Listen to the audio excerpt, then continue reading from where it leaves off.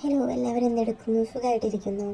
അപ്പോൾ ഞാൻ ഇന്നലെ കടയിൽ പോയപ്പോൾ ഫസ്റ്റ് ടൈമാണ് ഒന്ന് ബിരിയാണി കിറ്റ് മേടിച്ച് ട്രൈ ചെയ്യാമെന്ന് വിചാരിച്ചു. അത് ദാവത്തിൻ്റെ ബിരിയാണി കിറ്റാണ് ഞാൻ മേടിച്ചിട്ടുണ്ടായിരുന്നത്. അതിൽ 4 കാര്യങ്ങൾ ഇൻക്ലൂഡഡ് ആണ് ഓൾറെഡി. ബസ്മതി റൈസ്, അതുപോലെ തന്നെ biryani paste, whole spices, raita സീസണിങ്ങും ഉണ്ട്. അപ്പോൾ ആദ്യം തന്നെ അതിൽ അവർ ഓൾറെഡി പ്രിപ്പറേഷൻ കാര്യങ്ങളൊക്കെ തന്നിട്ടുണ്ട്. ഫസ്റ്റ് തന്നെ പറയുന്നത് എന്താ പറയുക, കുറച്ച് പുതിനയില മല്ലിയില വേണം, പിന്നെ കുറച്ച് ഓണിയൻസ് ഫ്രൈ ചെയ്തെടുക്കണം. അപ്പം ഞാൻ ഓണിയൻസ് ഫ്രൈ ചെയ്യുന്നതിൻ്റെ ഒപ്പം തന്നെ കുറച്ച് കാഷ്യൂ നട്ട്സും റേസിൻസും ഫ്രൈ ചെയ്തെടുത്തിട്ടുണ്ട്. ഇതാണ് ഞാൻ ആദ്യം ചെയ്തത്. ഇതതിൽ ഇൻക്ലൂഡഡ് അല്ല, അതായത് ആ പാക്കറ്റിൽ ഇൻക്ലൂഡഡ് അല്ല. അപ്പം നമ്മൾ ഈ 3 കാര്യങ്ങളും ഫ്രൈ ചെയ്തെടുക്കുക.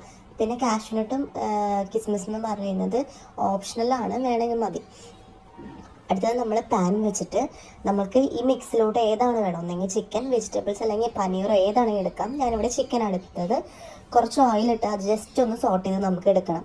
ഒന്ന് അങ്ങോട്ടും ഇങ്ങോട്ടൊക്കെ ഇട്ടിട്ട് ഒന്ന് ജസ്റ്റ് ഒന്ന് ഫ്രൈ ചെയ്തെടുക്കുക. ഒരു 3 to 4 മിനിറ്റ്സ് ഇങ്ങനെ ഇളക്കിയിട്ടൊന്ന് സെറ്റാക്കി എടുക്കാം കേട്ടോ.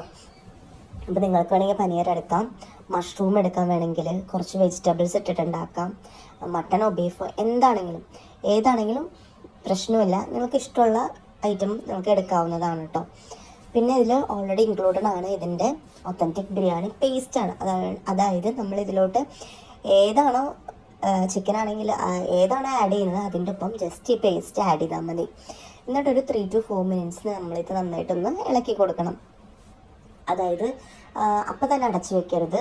ഒന്ന് ഹൈ ഫ്ലെയിമിൽ ഇട്ടിട്ട് ഒന്ന് ഇതാക്കി എടുക്കണം കേട്ടോ, സോട്ട് ചെയ്തെടുക്കണം. അത് കഴിഞ്ഞിട്ട് 150 ml വാട്ടറാണ് ഇവരിതിൽ പറയുന്നത് ആഡ് ചെയ്യാൻ വേണ്ടിയിട്ട്. അപ്പോൾ അതും ഞാൻ ഇതിലോട്ട് ആഡ് ചെയ്ത് കൊടുത്തിട്ടുണ്ട്. അത് കഴിഞ്ഞിട്ട് നമ്മൾ അടച്ചു വയ്ക്കുക. വേവുന്ന വരെ നമ്മൾ അടച്ചു വയ്ക്കണം. ആ ടൈമിൽ നമുക്ക് എന്ത് ചെയ്യാം, ഇത് നമുക്ക് വേറൊരു അടുപ്പിലോട്ട് മാറ്റിയിട്ട് നമുക്ക് റൈസിനുള്ള പരിപാടി നോക്കാം. അപ്പോൾ ഓൾറെഡി റൈസ് ഉണ്ട്. 1 കപ്പ് റൈസാണ് ഞാനിതിൽ അളന്നപ്പോൾ എനിക്ക് കിട്ടിയിട്ടുണ്ടായിരുന്നു. ഞാൻ ഇപ്പോൾ കുറച്ചും കൂടി വേറെ റൈസ് ആഡ് ചെയ്തിട്ടുണ്ടായിരുന്നു ഇതിലോട്ട്.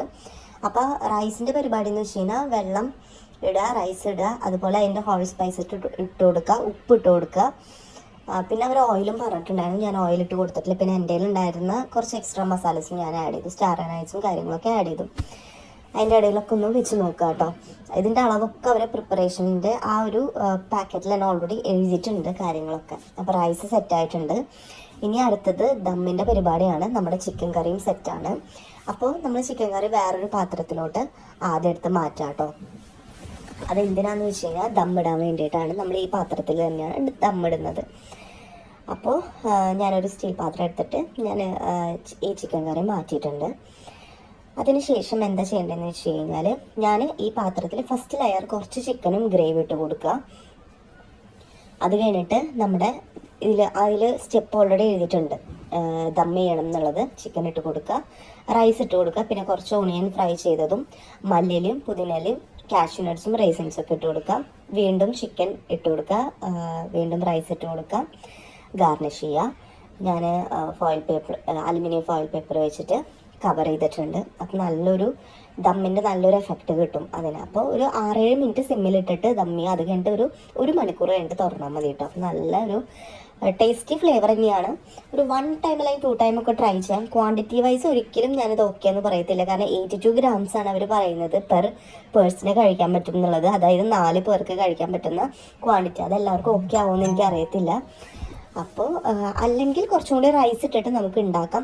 ഫ്ലേവർ വൈസ് ഓക്കെയാണ്. പിന്നെ ഹൈദരാബാദി ബിരിയാണി ഞാൻ പക്കയായിട്ട് കഴിച്ചിട്ടില്ല. എൻ്റെ ഹസ്ബൻഡ് പറഞ്ഞ് വലിയ കുഴപ്പമില്ലാത്തൊരു ടേസ്റ്റ് ഉണ്ടെന്ന് തന്നെയാണ് പറഞ്ഞത്. അപ്പോൾ 1 ടൈം ഒക്കെ ട്രൈ ചെയ്യാം, ഒന്ന് നോക്കി നോക്കും.